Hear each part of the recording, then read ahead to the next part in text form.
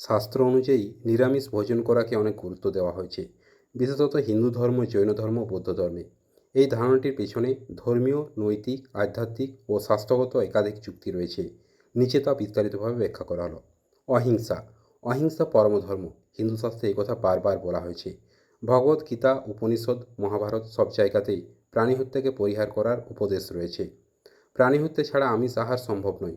অতএব নিরামিষ আহারকে অহিংসা পথ বলে ধরা হয়।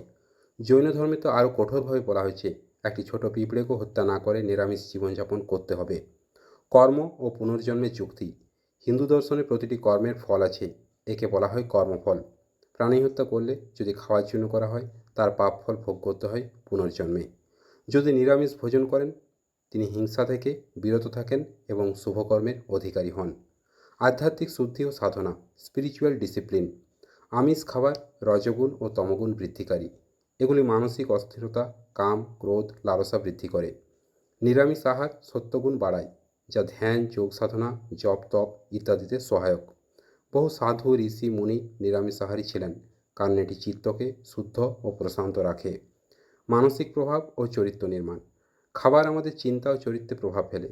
যেমন আমিষ খাবার খেলে হিংস্রতা ও রাগ বেড়ে যায়, এটা শাস্ত্রে বলা হয়েছে।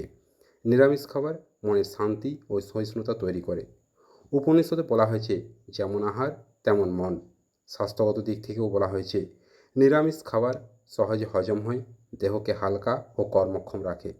বিভিন্ন রোগ যেমন হৃদরোগ, উচ্চ রক্তচাপ, স্থূলতা অর্থাৎ মোটা হয়ে যাওয়া, এগুলোকে নিয়ন্ত্রণে রাখতে সাহায্য করে।